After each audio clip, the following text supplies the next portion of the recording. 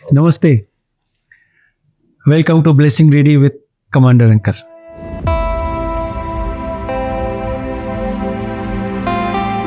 At this show, we celebrate life. We celebrate spiritual life.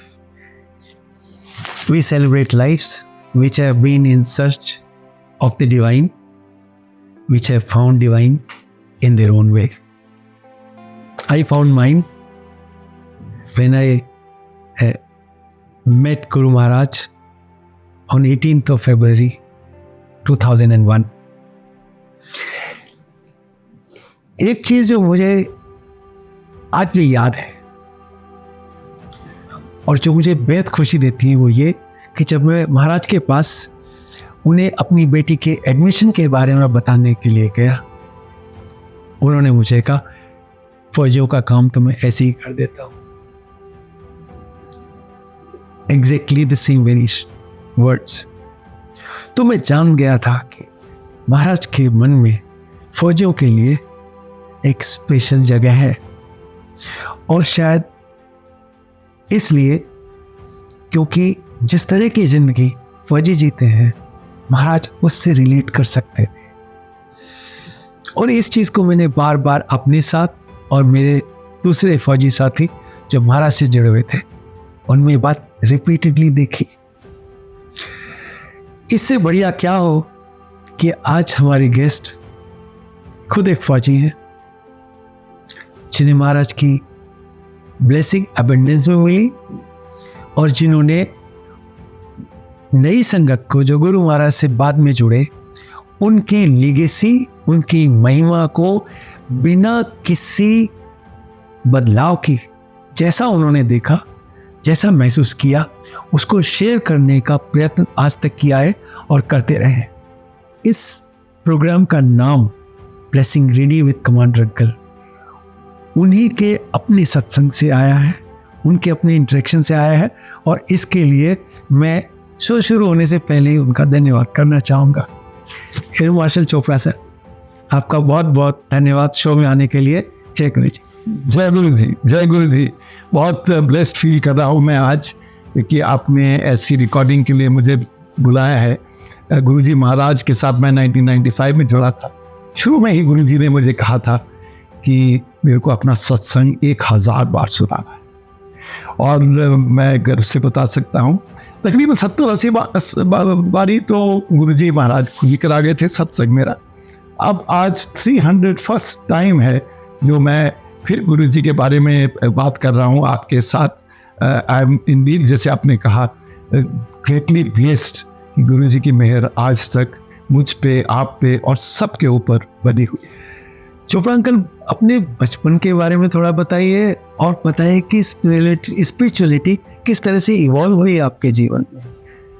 मैं एक छोटे से गांव में एक मिडिल क्लास फैमिली का, कपूरथला नाम है जगह का, पंजाब में एक छोटा सा स्टेट है, और एक मिडिल क्लास फैमिली में था. हालांकि मेरे फादर एक नेशनल लेवल के स्पोर्ट्समैन थे, इंडियन बास्केटबॉल टीम के कैप्टन थे फर्स्ट एशियन गेम्स में, मगर बेसिकली हम आर्य समाजी थे. तो आर्य समाज वाले किसी पर्टिकुलर रिलीजन को नहीं वैसे फॉलो करते, और उनका कुछ अपना सिस्टम होता है, वो किसी मूर्ति को नहीं प्रे करते. मगर मैं जब यंग ही था मेरे में थोड़ी सी स्पिरिचुअलिटी इंटरनली आ गई थी. वो मैं सिर्फ 8.5 साल का था कि वहाँ कपूरथला में एक सैनिक स्कूल खुला और मेरे पेरेंट्स ने मुझे सैनिक स्कूल भेज दिया. और एक बड़ी यंग एज में मैं अपने पेरेंट्स से कुछ हद तक अलग हो गया, क्योंकि मैं एक बोर्डिंग स्कूल में, मिलिट्री स्कूल में चला गया. और हालांकि मेरे फादर एक बिजनेसमैन थे, फैक्ट्री चलाते थे, वो चाहते थे मैं एक ना एक दिन उनके साथ उनके बिजनेस पे ज्वाइन करूं, मगर destiny was different for me. मुझको पहली इच्छा थी आर्मी ऑफिसर बनूं, पर 1965 वॉर हुई, हमने फाइटर जहाज ऊपर उड़ते हुए देखे, और अचानक मेरे दिल में लगा कि मुझको भी एक फाइटर पायलट बनना है. और ब्लेसिंग्स हैं, मेहनत भी की, मगर भगवान की ब्लेसिंग से मैं एक दिन फाइटर पायलट बन गया. At a young age of 20 and a half, I was flying a fighter aircraft with guns, rockets and bombs under it. So blessings रही। पर रियली जो सीरियस स्पिरिचुअलिटी में इंसान कई बार कुछ ऐसे हालात में ज्वाइन करता है कि मैं 1995 में मुझे हेपेटाइटिस बी हो गया था जी। एक पूरा अटैक था, बिलिरुबिन काउंट -22 पे चला गया था। बियॉन्ड 12 डॉक्टर्स कहते थे वो डेंजरस होता है, डेंजरस टू लाइफ। हमारे मिलिट्री में मेरा रैंक तब एक ग्रुप कैप्टन रैंक था और मुझको RNR में ट्रीटमेंट हो रही थी। डॉक्टर्स ने मुझे DI लिस्ट पे डाल दिया था। DI लिस्ट का मतलब है डेंजरसली इल, यानी कि किसी दिन भी आप जा सकते हो। एंड उन्होंने कहा कि इसके लिए हमारे पास कोई ट्रीटमेंट नहीं है, कोई मेडिसिन नहीं है, और आप जो ठीक समय समझे उसके लिए कोई ऑल्टरनेट थेरेपीज करें। तो मैंने तरह तरह की ऑल्टरनेट थेरेपी शुरू की, which included colour therapy, magnet therapy, acupressure, acupuncture, Ayurveda, homeopathy, और तरह तरह की जड़ी बूटियाँ मैंने खाई, चखा लगा गया। और इस सारे प्रोग्राम के अंदर मेरे साथ डॉक्टर्स जुड़े हुए थे। तो अचानक एक दिन एक सीनियर डॉक्टर, वो एक एयर मार्शल की वाइफ थी, उन्होंने कहा कि देखो एक गुरुजी हैं, मैं उनके साथ जलंधर से जुड़ी हुई हूँ, और वो गुरुजी पहली बार दिल्ली में आए हैं और पहली बार उन्हें नाम ग्रेटर कैलाश में बेसमेंट में बंदे बनाया है जिसमें वो सत्संग होता है। तो अगर आप ठीक समझो तो मैं आपको वहां ले जाऊंगी। तो मेरे दिल से एक आवाज उठी, without if and but, without any doubt, मैंने इंस्टेंटली कहा कि मैं चाहूंगा।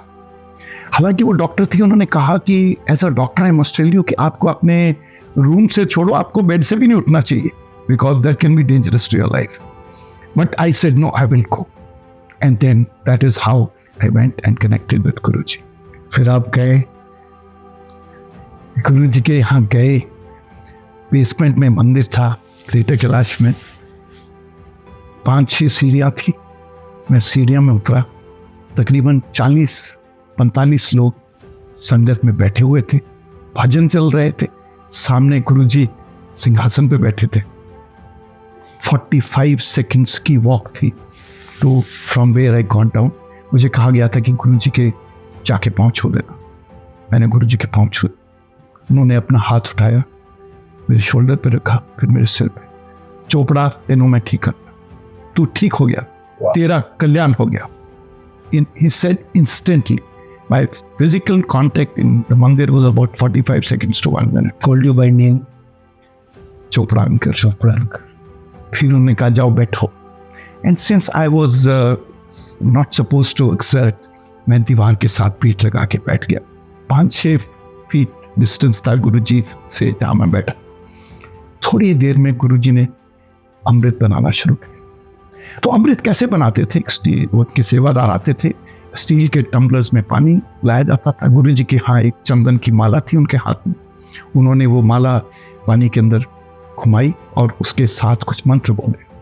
वो मंत्र बोलने से वो पानी अमृत बन गया। सबसे पहला ग्लास जो उन्होंने अमृत का बनाया, उन्होंने उसको मेरे को दिया। मैंने अमृत पिया। उसके बाद उन्होंने बनाते गए और उनको भी दिया। फिर जो मेरा क्लास खत्म होता था, मेरे को 8 ग्लास अमृत के गुरुजी ने मुझे पिला दिए। और एक ग्लास में 250 ml के करीब पानी होता है। आप सब जानते हैं कि 2 लीटर्स ऑफ अमृत पीने की बॉडी की कैपेसिटी नहीं होती है। मगर मैं गर्व से कह सकता हूँ कि सिर्फ मैंने पिया नहीं, मेरे को बाथरूम जाने की भी ज़रूरत नहीं पड़ी। तो क्या अमृत के अंदर पावर थी? मैं कितनी आसानी से इतनी बीमार हालत में पी सका, ये एक करिश्मा है, एक ब्लेसिंग्स हैं। और उस ब्लेसिंग से भी शायद मैं बहुत तेज़ी से ठीक हुआ। तो उसके बाद लंगर शुरू हुआ। लंगर उस ज़माने में एक प्लेट में एक ही जना खाता था। तो जब मेरे पास लंगर की प्लेट आई तो जो डॉक्टर मेरे साथ बैठी थी, उन्होंने कहा कि मैं एज अ डॉक्टर आपको बताना चाहती हूँ कि ये लंगर में देसी घी है और ये लंगर आपके लिए मेडिकली क्लियर नहीं, मगर डिसीजन आपकी है। मैंने बिल्कुल नहीं सोचा, मैंने कहा नहीं खाऊंगा और मैंने लंगर खाना शुरू किया। जब मेरी दूसरी रोटी ख़त्म होने वाली थी तो गुरुजी खुद आके मेरे पास खड़े हो गए। उनके हाथ में रोटियां थी, उन्होंने एक रोटी और मुझे पकड़ा दी, मैंने लेके प्लेट में और वो भी खा गया। उसके बाद गुरुजी ने कहा चलो उठो चोपड़ा, जाओ टेस्ट कराओ, पढ़े लिखे हो, फौजी हो, मिलिट्री अफसर हो, और फिर आके रिपोर्ट दिखाना, परसों आना। अगले दिन मैं गया, ब्लड टेस्ट के लिए ब्लड दिया, उसके अगले दिन रिपोर्ट आनी थी, जिस दिन मेरे को शाम को गुरुजी के यहाँ जाना था। जब रिपोर्ट आई तो बिलिरुबिन काउंट स्टीपली डाउन आ चुका था, यानी कि जो एक महीने से 22 पे था एकदम स्टीपली डाउन आ गया एक दिन के अंदर। That was the power of Guruji. मेरे दिमाग में शुरू से ही इफ एंड बट नहीं था। जब मैं पहले दिन ही गया गुरुजी के यहाँ, मैं क्लियर था, मेरा फेथ कनेक्शन गुरुजी के साथ इंस्टेंटली जुड़ा हुआ था। एक बार भी ये बात दिमाग में नहीं आई कि लंगर खा लूंगा, मैं बहुत बीमार हूं और ये जान जा सकती है? देखिए, जब मुझको पहली बार डॉक्टर ने कहा कि टेक्निकली आपको अपने बेड को नहीं छोड़ना, मैं 15 किलोमीटर 18 किलोमीटर की दूरी कार में आया। ये सारा प्रोसेस 2.5-3 घंटे का था। वहाँ मैं बैठा, उसके बाद मैंने लंगर खाया। कोई भी स्टेज के ऊपर मेरे दिमाग में कोई डाउट नहीं था, बड़ी क्लैरिटी थी। और मैं बताना चाहता हूँ कि ये सवाल मैंने एक बार गुरुजी से पूछा कुछ महीने बाद। मैंने कहा गुरुजी, यहाँ पे इतनी संगत आती है और कई लोग कहते हैं कि हम 2-2, 3-3 साल से आ रहे हैं, मगर हमको गुरुजी ने ब्लेसिंग नहीं दिया। जब आप आए तो फर्स्ट इंस्टेंट में, फर्स्ट फ्यू सेकंड्स के अंदर, 1 मिनट के अंदर आपको गुरुजी ने ब्लेस किया। मैंने कहा गुरुजी ये कैसे? तो गुरुजी ने मुझको जो बताया वो मैं समझता हूँ एक बहुत ही जरूरी बात। जी। गुरुजी ने कहा कि तुम एयरफोर्स के पायलट हो, मेरे को आपकी एयरफोर्स की लैंग्वेज में पता था। उन्होंने कहा देखो, जो गुरु है ना, उसके पास जो पावर है वो एनर्जी सारे डायरेक्शंस में रेडिएट कर रहा है और सारी संगत को मौका मिल रहा है उस एनर्जी को रिसीव करने के। मगर कुछ लोग होते हैं जिनका अपना एंटेना वो एनर्जी के सोर्स की तरफ बिल्कुल अलाइंड होता है। जिसका एंटेना फुली अलाइंड है वो सारी की सारी एनर्जी खींच लेता है। कहते जिस दिन आप आए, कहते गुरु के पास एक्सरे विजन होती है, यानी कि वो इंसान को थ्रू एंड थ्रू देख लेता है। तो जब आप आए, मैंने आपको वो 45 सेकंड में देख लिया और थ्रू एंड थ्रू मुझे पता लग गया कि एक पर्सन है जिसका एंटेना फुल मेरी तरफ लाइंड है, और मैंने एक बर्स्ट ऑफ एनर्जी आपको दे दी और आपने सारी की सारी एनर्जी रिसीव कर ली, आप इंस्टेंटली ठीक हो गए। उन्होंने कहा ये गुरु और संगत का जो relationship is based on this single fact कि गुरु हर जने को अपनी तरफ से बराबर एनर्जी देना चाह रहा है, मगर कई लोग हैं जो एनर्जी लेने के लिए तैयार हैं। They are ready for taking that energy is blessing, and वो लोग उस एनर्जी को लेने के लिए तैयार हैं। मगर बहुत लोग हैं जो उस एनर्जी को ले नहीं पाते क्योंकि देयर माइंड इज वॉन्डरिंग, उनके दिमाग में कंफ्यूजन है, इफ एंड बट है। वो मेरी वाइफ को गुरुजी कहते थे, सुमन आंटी, कंफ्यूज आंटी, वो ऐसे बोलते थे। इसका मतलब ये है कि आप आ रहे हो, आपका जी कर रहा आने को, क्योंकि आपको लगता है कि गुरु ने यहाँ आने से कुछ अच्छा होगा, मगर आपका जो एंटेना है वो यहाँ आके भड़क रहा है, लेफ्ट राइट जा रहा है। तो ये जो गुरु जी ने बात बताई, मैं ऑल्सो एक बात बताना चाहता हूँ कि गुरु जी के ना, ये मैंने आपको मेडिकल फैसेट बताया कैसे वो हील करते थे। हज़ारों लोगों को उन्होंने हील किया, कैंसर, 100% ब्लॉकेज ऑफ हार्ट। मैंने बहुत लोगों का सत्संग होते हुए देखा, ये नहीं हेयर से लोग जो क्योर किए गुरु जी ने मेरी आंखों के सामने। पर गुरु जी के और बड़े फैसेट थे, उनके ओवरऑल नॉलेज, उन्होंने एक फॉर्मल एजुकेशन नहीं की थी, मगर उनके पास फॉर्मल नॉलेज थी। और और तरह तरह के वो सीन्स क्रिएट कर सके। 2-3 अगर आप ठीक समझें जी सर। मैं उसके बारे में आपको बताना चाहता हूँ। एक बार एक और पायलट थे, वो भी ग्रुप कैप्टन थे, वो गुरुजी के भगत बन के थे और वो सीओ थे एक स्क्वाड्रन, यहाँ पे जो वीआईपी स्क्वाड्रन है उसके सीओ थे। तो उनका एक दिन उनका फ़ोन आया, हम 5-6 महीने से गुरुजी के यहाँ जुड़े हुए थे। तो उन्होंने कहा कि एक मेरी ट्रेनिंग फ्लाइट बन रही है जलंधर, और गुरुजी आजकल वहाँ जलंधर में है और आदमपुर के लिए मेरी ट्रेनिंग फ्लाइट, अगर आप ठीक समझो तो हम चलते हैं, मैं ट्रेनिंग फ्लाइट भी कर लूँगा, गुरुजी के दर्शन भी कर लेंगे। तो मैंने कहा बहुत अच्छा आइडिया। तो हम गए, जहाज में बैठे, सर्दियों के दिन थे, विजिबिलिटी अचानक गिर गई और जो हमने टेक ऑफ 8 बजे करनी थी वो फाइनली 12:30 बजे विजिबिलिटी क्लियर हुई, हम टेक ऑफ किए, फिर लैंड किया आदमपुर में, वहाँ से गाड़ी ली, 1 घंटा लगा, तकरीबन 3:45 बजे हम जलंधर पहुँचे। हमने एक दिन पहले किसी सेवादार से फ़ोन करके पूछ लिया था कि गुरुजी यहाँ होंगे कि नहीं होंगे, ताकि हम अपनी फ्लाइट उसके मुताबिक ट्रेनिंग प्लान बदल सकते थे। तो उन्होंने कहा था, पर हमें नहीं मालूम था कि उन्होंने गुरुजी को भी बता दिया था कि वो पायलट अंकल आने वाले हैं।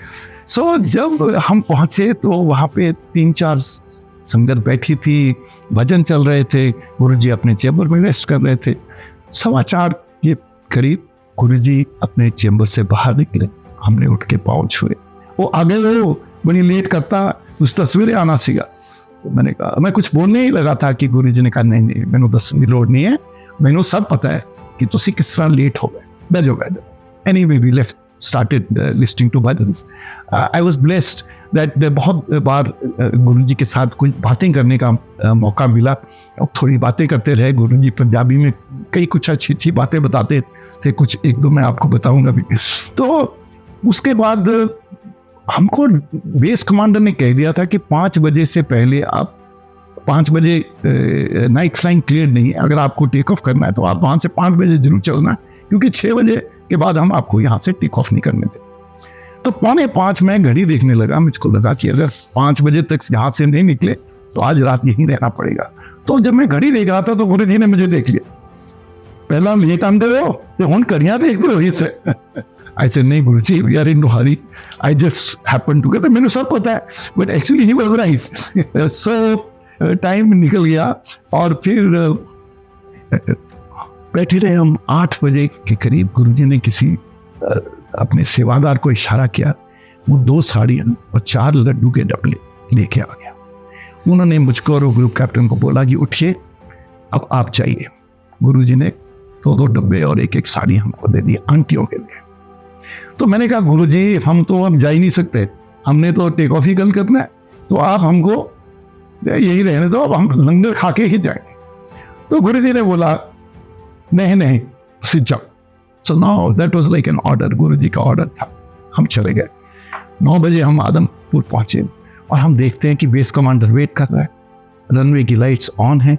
उन्होंने कहा दिल्ली से कोई स्पेशल ऑर्डर आया है कि आज नाइट फ्लाइंग होगी, कोई और मिशन भी आएंगी, आप चाहो तो टेक ऑफ कर लो। अब देखिए, लोग ये भी कह सकते हैं कि ये कोइंसिडेंस है, मगर कितना कुछ कोइंसिडेंस है फॉर इट टू हैपन। 8 बजे गुरुजी, जब हम लंगर का टाइम है और एक बाहर से आए और हमको लंगर खाने के लिए नहीं कह रहे और कह रहे हैं जाओ। So there are many facets of Guruji which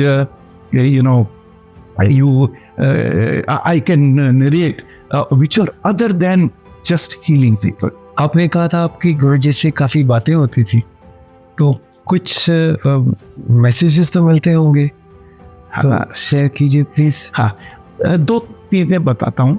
एक तो गुरुजी, जब भी मैं गुरुजी के यहाँ जाता था तो सबसे पहला सत्संग उनसे कराते थे। उनको पता था कि ये जगह जगह पोस्टिंग पे रहता है, कभी कभी आता है, तो सबसे पहले मेरे से सत्संग कराते थे। बड़े लोग सो कॉल्ड वीआईपी, मैं तो समझता नहीं कोई वीआईपी है इस दुनिया में, और सटनली मंदिर में तो कोई भी वीआईपी नहीं है। और वो लोग आते थे, मेरे को गुरुजी ने बहुत लोगों से मिलाया, उनसे गप्पे मारने को कहा। गप्पे का मतलब सत्संग। तो जैसे वहाँ पे मैं भजन लाल को मिला, मायावती को मिला, ये हमारे VP Singh ex prime minister थे, फॉर्मर प्रेसिडेंट शंकर दयाल शर्मा को, अक्सर गुरुजी मुझे इनके साथ उनके चेम्बर में भेज देते थे गुरुजी के, कि वहाँ जाके हर जिने की अप्रोच डिफरेंट थी। मैं किसकी क्या अप्रोच थी ये बात नहीं करना चाहता, मगर सबकी अप्रोच बहुत लोगों में बारिंग 1 और 2 इफ एंड बट था। क्या है गुरुजी, ये कैसे कर देंगे, कैसे ठीक हो जाएगा कोई, ऐसे सॉल्व। और एक बार गुरुजी ने मुझे टीएन सेशन के साथ, वो टीएन सेशन एक कोने में खड़े थे दीवार के साथ, उनके हाथ में एक कॉपर का लोटा था। गुरुजी ने कहा जाओ टीएन सेशन के साथ खड़े हो। तो मैं भी दीवार के साथ खड़ा हो गया, हम दोनों सामने देख रहे थे। तो मैंने कहा उनको, मैंने कहा गुरुजी ने कहा है मुझे आपसे बात करने के लिए। क्यों कहा है, उन्होंने पूछा। मैंने कहा नहीं ऐसे बोला है तो मैं तो आपसे बात करूँ। उन्होंने करो। मगर टीएन सेशन जैसे पढ़े लिखे सीनियर ब्यूरोक्रेट बहुत क्लियर थे कि हाँ गुरुजी से ब्लेसिंग्स मिलेगी, और गुरुजी से उन्होंने ब्लेसिंग्स ली। तो मैंने गुरुजी से एक बार बताया, मैंने कहा गुरुजी ये जो एक तो मैं देखता हूँ कि बड़े बड़े लोग जैसे अरुण शौरी हैं, उनसे आप पाँव दबाते हो, टांगे दबाते हो, हाथ शोल्डर बाजू दबाते हो, मेरे से भी कुछ बार दबा चुके हो। और मेरी वाइफ और मेरे बच्चे बड़े जेलस हैं, not jealous, jealous is wrong word, envious है कि आप हमसे टांगे दबा चुके हो, पाँव दबा चुके हो, उनसे नहीं दबाया। तो जो गुरु जी ने बात कही, उन्होंने कहा देखो गुरु एनर्जी ट्रांसमिट कर रहा है हर डायरेक्शन में, लोग ले रहे हैं, मगर जिन लोगों को और ज़्यादा एनर्जी की ज़रूरत है उनसे उनको मैं फिजिकली एनर्जी देना चाहता हूँ। वो जो कोई टांग दबा रहा है या पाँव दबा रहा है, कहते एक तो गुरु जब ट्रांसफ़र करता है एनर्जी तो उसकी एनर्जी लॉस, तो ये फिजिकल कांटेक्ट के साथ जो एनर्जी ट्रांसफ़र है दैट इज़ मच मोर, उसमें लॉसेस नहीं है, उसमें लॉसेस नहीं है। तो ये जब बात गुरुजी ने मुझे बताई तो मुझे तब समझ आया, क्योंकि लोग तरह तरह की बातें करते कि क्यों टांगे दबा रहे हैं, हाथ दबा रहे हैं, शोल्डर दबा रहे हैं। तो ये बात से मुझको क्लैरिटी आई कि वो फिजिकल एनर्जी ट्रांसफ़र दे रहे हैं उन लोगों को जिनको ज़रूरत है ज़्यादा। मेरे से सिर्फ 2-3 बार कराए, मगर अरुण शौरी से उन्होंने 40-50 बार कराए। क्यों? क्योंकि उसको, उसकी फैमिली को एनर्जी की बहुत ज़्यादा ज़रूरत है। फिर गुरुजी से मैंने पूछा कि मैंने कहा गुरुजी कैसे आपका ये सारा सिस्टम है, जब लोग आपके यहाँ हीलिंग के लिए आते हैं, कई लोग कहते हैं कि एक जादू की छड़ी होनी चाहिए, गुरुजी ऐसे करेंगे, पहली बार हम आएंगे, ब्लेसिंग हो गई, घर जाओ, खत्म कनेक्शन। तो गुरुजी ने समझाया, कहते जब आपको सिर में दर्द होती है तो आप क्या करते हो, आप अपना मेडिसिन बॉक्स में से एनासिन, एस्प्रिन कुछ निकालते हो, खा लेते हो, ठीक हो जाती है, बात खत्म। मगर कई बार 2-3 दिन नहीं ठीक होते तो आप क्या करते हो, फिर आप कॉल करते हो अपने फैमिली डॉक्टर को, वो फिर दवाई बदल देता है, फिर आप 2-3 दिन उसकी दवाई खाते हो, ठीक नहीं होते। फिर वो क्या करता है, वो कहते हैं ये टेस्ट करा लो, कोई ब्लड टेस्ट, ये वो 2-4 चीज़ें कराता है, वो टेस्ट रिपोर्टों में सब ठीक निकल रहा है, मगर आपकी तकलीफ जा नहीं रही। फिर वो किसी स्पेशलिस्ट के पास भेजता है, स्पेशलिस्ट से अपॉइंटमेंट लेते हो, उसकी फीस देते हो, वहाँ जाते हो, वहाँ 2 घंटे पीछे चल रहा है अपॉइंटमेंट, वहाँ वेट करते हो, फिर वो कहता है नहीं आप MRI करा लो, फिर ऑपरेशन करा लो। ये सारा प्रोसेस 5-6 महीने निकल जाते हैं। कहते फिर भी आप ठीक नहीं हो रहे। जब सारा सिस्टम फेल हो जाता है गुरु के पास, फिर गुरु के पास कहते हैं अब यहाँ गुरु के यहाँ कोई अपॉइंटमेंट नहीं, अपनी मर्जी, अपना टाइम, कोई फीस नहीं, फ्री का पानी प्रसाद, फ्री का चाय प्रसाद जी, फ्री का लंगर प्रसाद, फ्री के भजन, फ्री के एनवायरनमेंट, साफ सुथरा सब कुछ, सिर्फ ब्लेसिंग लेनी। और मगर अक्सर जो लोग आते हैं वो ये सब नहीं सोचते, आते साथ पाँव लगाओ गुरु जी के, पाँव छो, ब्लेसिंग, काम खत्म। सो ये जो इश्यू है, आज भी मैं जब बड़े मंदिर जाता हूँ, संगत कितनी बढ़ गई है, सारे वर्ल्ड में हम सत्संग हो रहे हैं, मोर देन 100 कंट्रीज, एटलीस्ट 30-40 कंट्रियों के साथ तो मैं भी ऑनलाइन सत्संग कर चुका हूँ। तो large number of people who come to Bada Mandir, वो एक्चुअली आ रहे हैं फॉर पिकनिक। देखिए, घर से चलते हैं गुड इंटेंशन के साथ, मगर वहां आके कोई लोग गप्पे मार रहे हैं, कोई लोग मोबाइल देख रहे हैं, व्हाट्सएप, कुछ लोग तो कॉल भी कर लेते हैं वहां से, और ग्रुप में आएंगे, कहीं आपस में गप्पे शप्पे मारेंगे। अगर कोई 1.5 घंटा भी रहता है बड़े मंदिर में, अगर वो 10% भी सुन लेता है भजनों को, hugely blessed. So, मैं क्या बताना चाह रहा हूं कि starting and ending point in life is that if you are connected, whosoever, यहां तो हम गुरु जी की बात कर रहे हैं, if you have to be blessings ready, you have to connect unconditionally. You have to have total faith. एक दूसरी बात, कई संगत हमसे पूछती है, पुरानी संगत से, कि देखिए कोई कुछ बोल रहा है, कोई कुछ बोल रहा है, तरह तरह के लोग उनको एडवाइस दे रहे हैं, क्योंकि जो भी इनिशियली जुड़ता है, कई लोग तो ऐसे होते हैं जिनके लिए एग्जिस्टेंशियल प्रॉब्लम हो गई है, कोई इलनेस आ गई है फैमिली के अंदर, इसलिए वो ब्लेसिंग चाहते हैं, बहुत तेज़ी से ब्लेसिंग चाह रहे हैं, बिकॉज उनको पता है कि जो नॉर्मल एलोपैथी या मेडिकल सिस्टम है उसके अंदर ये चीज़ नहीं हो पा रही। तो उनके दिमाग में बहुत तरह के डाउट आते हैं, और मैं ये बताना ज़रूरी समझता हूँ कि कोई भी रिचुअल सिस्टम गुरु जी के यहाँ नहीं था। ओनली रिचुअल इज कि आप देखो पानी प्रसाद मिलना है, आपको चाय प्रसाद मिलना है, लंगर प्रसाद मिलना है, वेस्ट नहीं करना है, उसको खाना खाना है, पूरा करना है, यही एक, कोई रिचुअल नहीं है इसके अंदर। तो आपको सिर्फ भजन सुनने हैं, वो कनेक्ट करने हैं। तो मैंने एक दिन गुरु जी से ये भी पूछा, मैंने कहा गुरु जी आपकी संगत में फौजी बहुत है और आपके यहाँ पे डॉक्टर बहुत है। तो कहते हैं गुरु जी, जो starting point about faith and connection है ना, उसमें सबसे बढ़िया है फौजी। क्यों? बहुत यंग एज में, कहते 15-16 साल के होते हैं फौजी, उनको लेके आप गवर्नमेंट उनको मिलिट्री एकेडमी में डाल देती है, उनको डंडा लगता है वहाँ पे, वो बिल्कुल डिसिप्लिन हो जाते हैं, जो भी करते हैं फोकस के साथ करते हैं। फौजी आदमी की एक खासियत होती है। तो इसलिए कहते हैं कि फौजी को ब्लेसिंग देना बहुत आसान है, क्योंकि फौजी जो भी काम करता है क्लियर माइंड से करता है, डिसिप्लिन तरीके से करता है, जुड़ता है पूरे जुड़ता है, हाफ फौजी का आदमी। सो ही वाज वेरी राइट कि इतने फौजी कहते साफ दिल होता है, क्लियर फोकस होता है, ये दो चीजें ही सबसे जरूरी है। फिर मैंने कहा कि डॉक्टर भी बड़े जुड़े हैं, तो तभी उन्होंने बताया, ही सेज आप देखोगे सारे बड़े बड़े एलोपैथिक डॉक्टर जब उनको खुद तकलीफ होती है ना, तो ऑल्टरनेट थेरेपी में जाते हैं। कहते आप देखते हो, हम देखते थे वो होम्योपैथी कर रहा है, कोई कुछ कर रहा है, वो खुद की तो एक खुद नहीं खा रहा, हमको अपनी तो एक खिला रहा है। और वो भी आते हैं बिकॉज उनको पता है, एक डॉक्टर को पता है कि मेडिसिन के अंदर कितनी लिमिटेशंस है, और लिमिटेशन होती तो कोई बढ़ता ही ना, अदर देन वर्ल्ड इट्स कोई बढ़ता है ना। तो गुरु जी ने कहा कि डॉक्टर आ रहे हैं बिकॉज उनको पता है कि ऑल्टरनेट मीन्स एंड स्पिरिचुअलिटी से हीलिंग है।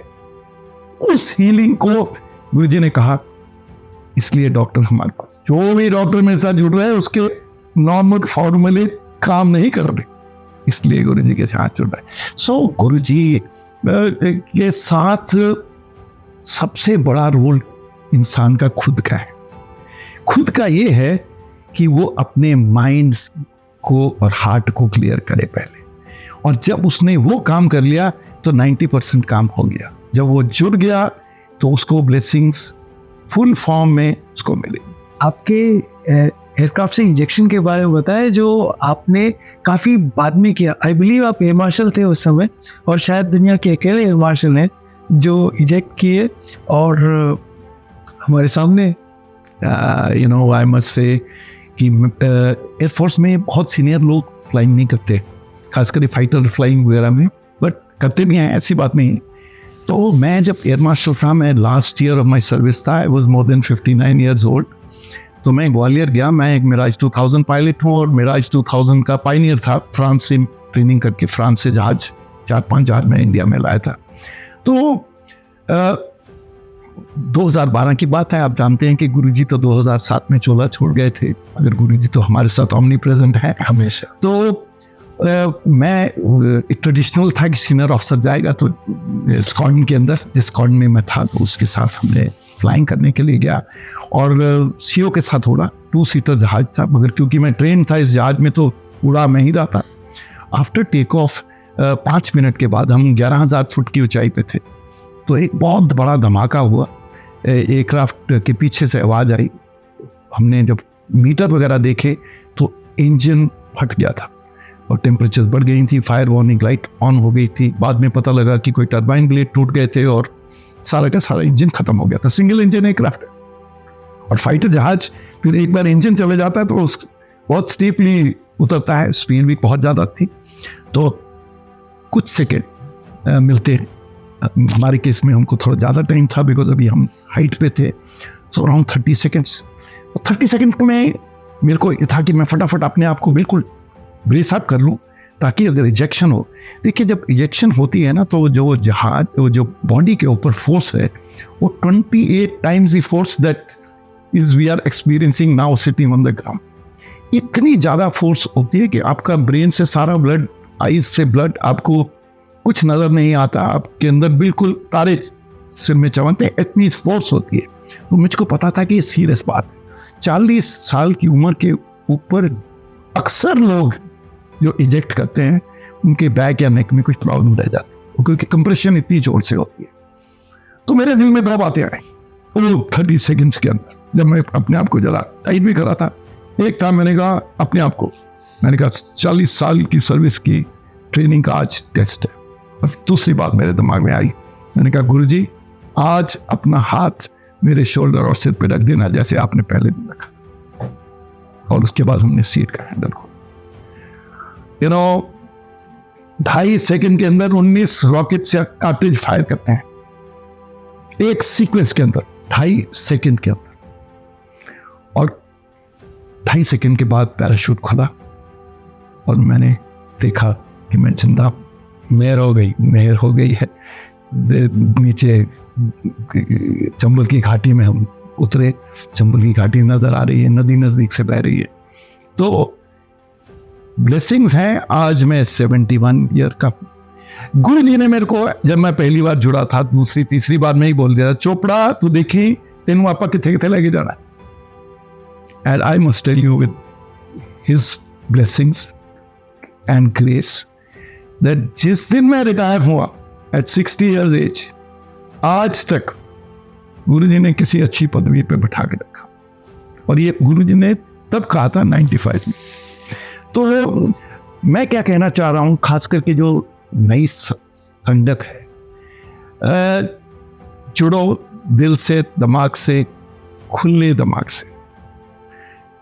रिचुअल शिचुअल की फिक्र मत करो और ब्लेसिंग्स लेने के लिए तैयार हो। हर चीज में ब्लेसिंग दे रहे हैं। अगर आपको कम मिल रही है, किसी को ज्यादा मिल रही है, इसका मतलब आपका फोकस अनकंडीशनल नहीं, आपका एंटीना फोकस्ड नहीं है इसमें नहीं। आपने बहुत बढ़िया बात कही। नई संगत जो जुड़ रही है उसको इंफॉर्मेशन ओवरलोड है। तरह तरह की बातें, तरह तरह के डायरेक्शंस, तरह तरह के एडवाइस आ रही हैं, तो बहुत हद तक बेचारे कंफ्यूज्ड। आपने तो महाराज से डायरेक्ट जुड़ाव देखा, इंस्टेंट कनेक्शन महसूस किया, ब्लेसिंग रिसीव की और आज तक रिसीव कर रहे हैं। क्या मैसेज देना चाहेंगे? क्या ब्लेसिंग रेडी होने के लिए क्या एडवाइस देंगे आप संगत को? देखिए, जैसे आप कह रहे हैं ना, बिल्कुल सच बात है कि बहुत संगत इंफॉर्मेशन लोड से भरी पड़ी है। लोग ऑडियो रिकॉर्डिंग्स कर रहे हैं, यूट्यूब रिकॉर्डिंग कर रहे हैं, लोग हियरसे में जा रहे हैं। बहुत लोग हैं जो जुड़ गया है तो वो दूसरे से पूछता है कि आप जुड़े हो। कई काफ़ी संगत ऐसी है ना जिन्होंने गुरुजी के साथ टाइम व्यतीत किया, या ऐसे हैं जिनको खुद ही क्लियर नहीं है, वो खुद ही हियरसे पे हैं, लोगों से सुना है। मेरे को बहुत लोग मिलते हैं, पूछते हैं और वो कहते हैं कि कोई कह रहा है ऐसे रिचुअल करा करो, सवेरे उठ के अगरबत्ती जलाया करो, कोई कहता है कि ऐसे चाय रखोगे, घर पे चाय नहीं पियोगे जितनी देर आप गुरु जी की फोटो के सामने, गुरु जी की स्वरूप के सामने चाय नहीं डालोगे। तरह तरह की लोग बातें एक दूसरे से बढ़ रहे हैं। और मैं बताना चाहता हूँ, स्वरूप लगाओ घर के अंदर। मैं जब बेड से उठता हूँ तो सबसे पहला पिक्चर मैं जो किसी की देखता हूँ वो गुरु जी की है। और बेड पे ऐसी स्ट्रेटेजिकली फोटो लगाई गई है कि जब खोलूंगा, आंखें खोलूंगा, सामने गुरु जी है। पॉजिटिविटी है। मैं दूसरी बात बताना चाहता हूँ, आप गुरु जी के सारे स्वरूप देखो, सब पे गुरु जी की स्माइल। एब्सोल्युटली। देखो मैं अक्सर देखता हूँ जब हम सत्संग देखने जाते हैं, लोग इतना सीरियस होके बैठे हैं, सत्संग भजन भी सुन रहे हैं ऐसे सीरियस, क्योंकि उनके दिमाग में कश्मकश चल रही है, क्या मैं सोच रहे हैं वो भजन है नहीं। मैं हर बार लोगों को बताता हूँ स्माइल। मैं तो गुरु जी के स्वरूप, जहाँ मैं सत्संग यहाँ अटेंड करने जाता हूँ, उनके स्वरूप की तरफ, उनकी शक्ल, उनकी स्माइल, उनकी आईज की तरफ देखता रहता हूँ। मेरे को लगता है नहीं रहती रहेंगी मुझको। तो मेरा कहने का मतलब है कि don't go by all this जो तरह तरह के तुमको लोग बताते हैं। Go by your own heart and your own feeling. But the only effort that you have to make is connect unconditionally. To जुड़ जाओ and keep the hope alive. Keep the faith. Blessings आएंगी, वो रुकने नहीं वाली। आप थोड़ा शांति से, और मांगने की भी जरूरत नहीं, मांगने की जरूरत नहीं। वो ऑलरेडी आ रही है, बिल्कुल आ रही है। जैसे आपने थोड़ी देर पहले बताया कि फ्रेग्रेंस गुरु जी की, जहाँ आपने, हम भी कभी कभी फ्रेग्रेंस करते हैं। कोई बड़ा इवेंट हो रहा था, भी इंपॉर्टेंट डॉक्यूमेंट साइन कर रहे होते हैं, अचानक लगता है वो जो फ्रेग्रेंस आना है, मतलब गुरु जी साथ में खड़े हैं, he is giving blessings to the document that you are sign.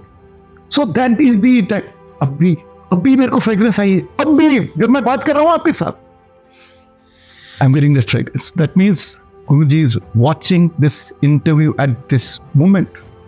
So that is the kind of connection.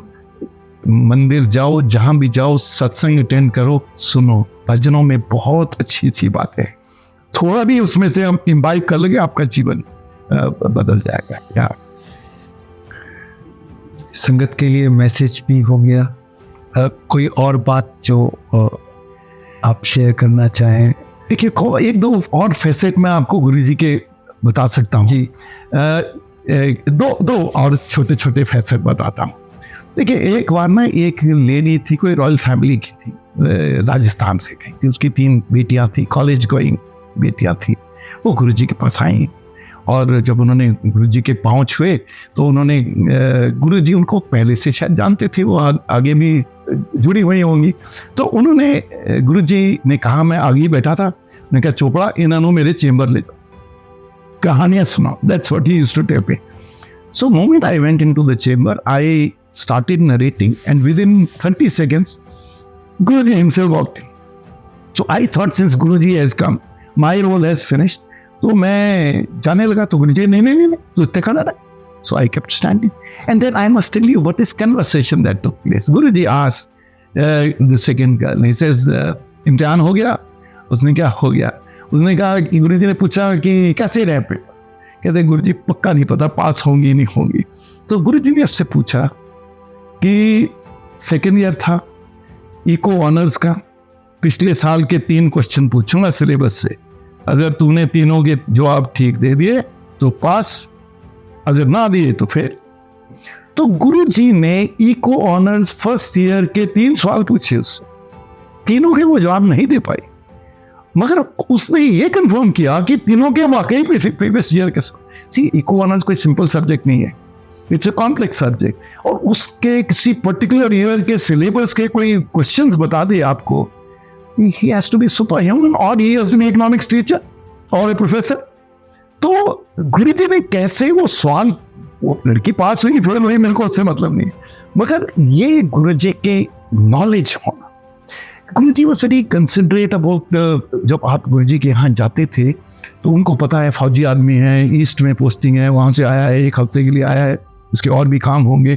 तो गुरुजी पूछते थे कितने दिन लिए आया है? मैंने कहा 7 days।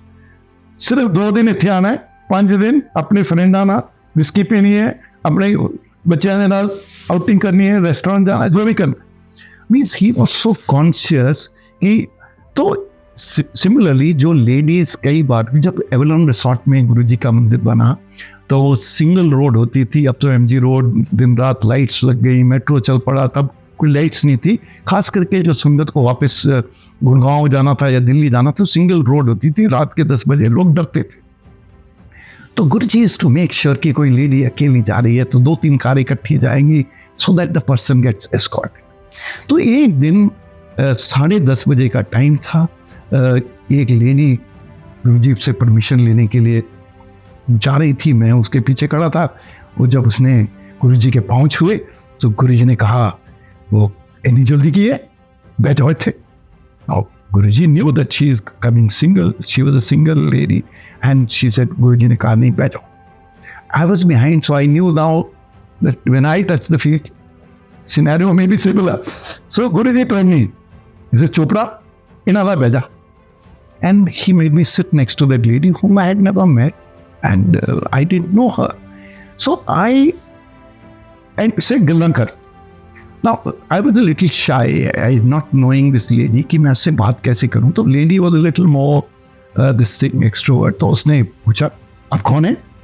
मैंने कहा मैं सो मैंने अपना नाम बताया। कहाँ के रहने वाला है? मैंने कहा कपूरथला। कहते ले कपूरथला में तो मेरी बहन भी रहती है। तो मैंने कहा अच्छा। मैंने कहा छोटा सा शहर है, आप अपनी बहन का नाम बताओ। तो शायद मैं उसको जानता हूँ। तो उसने मेरे को नाम बताया। वो नाम किसका था? वो मेरी मदर का नाम था। यानी कि she was the first cousin of my mother. I had never met her, I didn't know who she was, and here is Guruji telling both of us to sit together and narrate the story to each other. And then a little backflash, then when I was a much younger person, I was in class 6, my mother and I, we had gone for a holiday to Calcutta. वो एक बड़ी कोठी में, कोई senior official की कोठी में हम रह रहे थे। उनका मामा था मेरे मदर का, और उन्होंने कहा उनके वहाँ आपस में लेडीज़ को एक बात होती थी। मैं छोटा सा बच्चा था, मैं सुनता था उनकी बात। वो एक लड़की की बात होती थी जो किसी हॉस्टल में थे, उसके बारे में बड़ी अच्छी अच्छी बातें करते थे। उस लड़की का नाम था गोगो, और ये जो लेडी आज मेरे साथ बैठी थी वो गोगो ही थी। तो मेरा कहने का मतलब है, कैसे गुरुजी ने एक ऐसे इंसान से मिला दिया जिसको 40 साल पहले, जिसका नाम मैंने बचपन में सुना था और जिसके बारे में मैंने बहुत अच्छी अच्छी बातें सुनी थी, वो आज भी गुरुजी के साथ जुड़ी हुई है, और आज भी हम आपस में डेली व्हाट्सएप एक्सचेंज कर रहे हैं। कैसे गुरुजी ने हमको जोड़ दिया। तो गुरुजी के बहुत ही फैसेट्स हैं। क्लियरली गुरुजी के पास बहुत पावर्स थी। गुरुजी की ब्लेसिंग्स आज, गुरुजी कहते थे कि देखना आने वाले टाइम इतने लेना लगेंगे। You know we know when you go to Bada Mandir, उसके लिए पार्किंग आपको 2-3 किलोमीटर दूर जाके 4 किलोमीटर दूर पे करते हो। वहाँ से कैसे अरेंजमेंट किए गए हैं, बसेस, कारों, टैक्सी में आपको हाल लाया जाता है। तो लाइनें वाकई लग रही हैं, मगर ये बहुत ज़रूरी है जो आप ये इंटरव्यू कर रहे हैं। इस इंटरव्यू के से जो नई संगत छूट रही है। देखिए इतनी मेहनत की जा रही है, मंदिर को इतना साफ सुथरा एक्सपेंड किया जा रहा है, इतना बड़ा लंगर बनता है, इतना कुछ हो रहा है।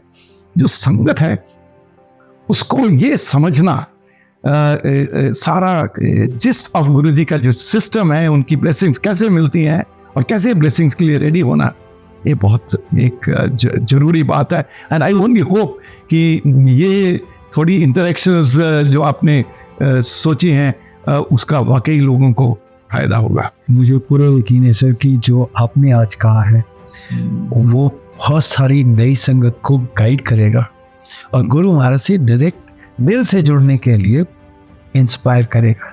Sir thank you so much for joining us for this show. जय गुरु जी। जय। Thank you for coming and sharing your experience with us. Thank you. Entire team of Blessing Ready is proud to be associated with Anything Will Do, a non-profit organization working towards humanity. If you would like to be associated with Anything Will Do, please follow the link given in the description below.